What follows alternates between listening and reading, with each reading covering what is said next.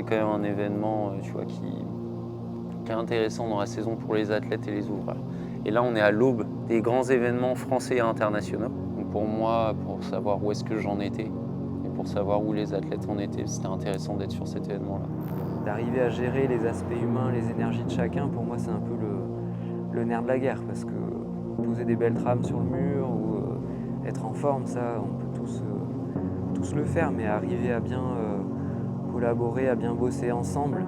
Il faut que les autres soient critiques et qu'ils cherchent à trouver les failles du bloc, c'est-à-dire si jamais il y a des shunts, des gruges, enfin voilà. Il ne faut pas forcément brosser son copain dans le sens du poil. On connaît un peu les points forts, les points faibles de chacun et on a beaucoup de négociations dans les blocs, dans nos calages les uns les autres. On joue sur des paramètres qui sont subjectifs quand même sur l'ouverture, il n'y a pas de vérité. Il ne faut pas avoir trop d'idées trop arrêtées sur ce qui va se passer, le déroulement, même les pronostics. C'est ça qui fait un peu la magie de l'ouverture, hein. C'est qu'on surfe sur des paramètres aléatoires.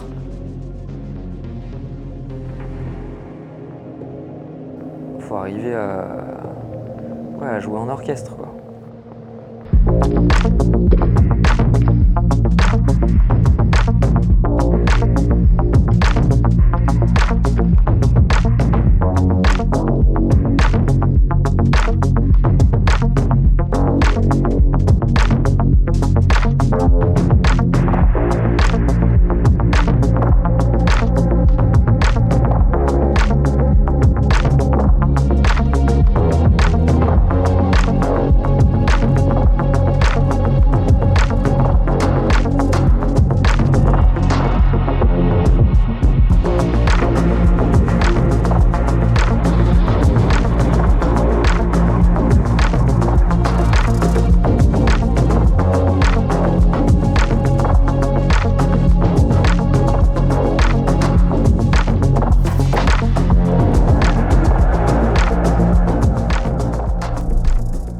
En fait, on a un gros volume de blocs. Tramé, là, on avait un petit peu plus de 70 blocs dans la semaine. Pour 8 catégories, donc du coup, ça demande vachement de petite organisation, même comment on va organiser la semaine, attaquer par Tramé les finales du samedi soir, après réutiliser une partie des finales du samedi soir pour les catégories U17, U19 du lendemain pour leur tour de qualification. En fait, à chaque fois, j'avais déterminé un programme prévisionnel et en fait, il fallait s'y tenir.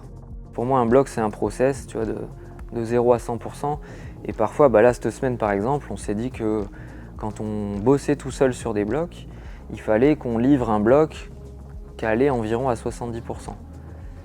Donc ça veut dire qu'il faut déjà les idées principales, elles marchent. Tu n'as pas calibré peut-être l'intensité nickel pour la cible qui est visée, mais par contre, tu as déjà ton système qui fonctionne.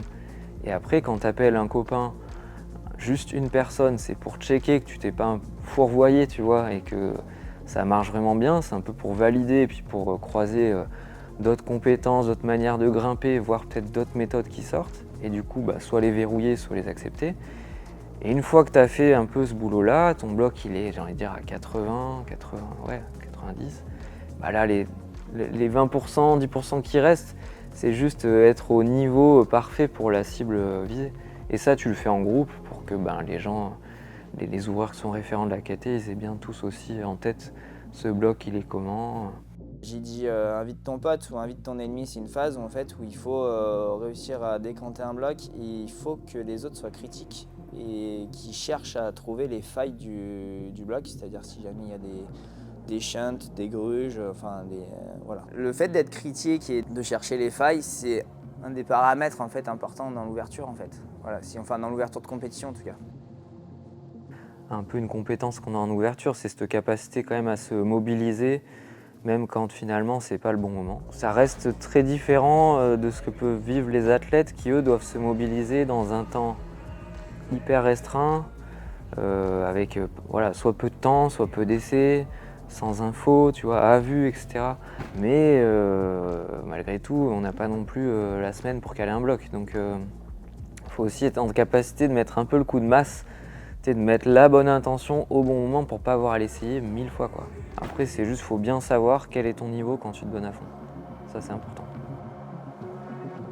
Et je trouve qu'il y a quand même un impact assez fort de la musique sur ce qu'on fait. Je sais peut-être tu l'as ressenti, mais l'énergie du groupe n'est pas pareille quand il y a certaines musiques et d'autres.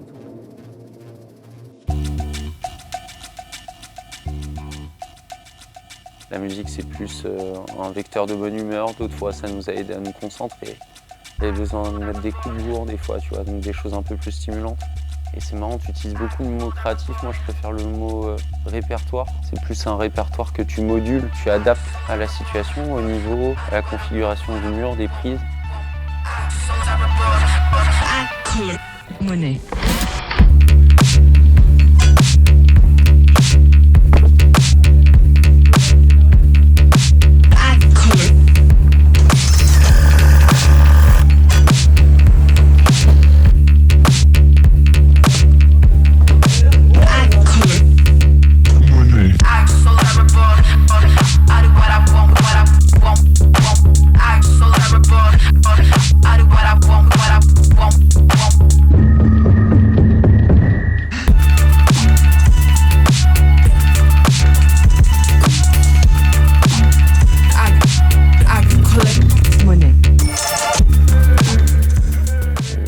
Plus ton répertoire il est varié de par ton expérience d'ouvreur ou de grimpeur, plus tu es capable d'offrir quelque chose de différent à chaque fois.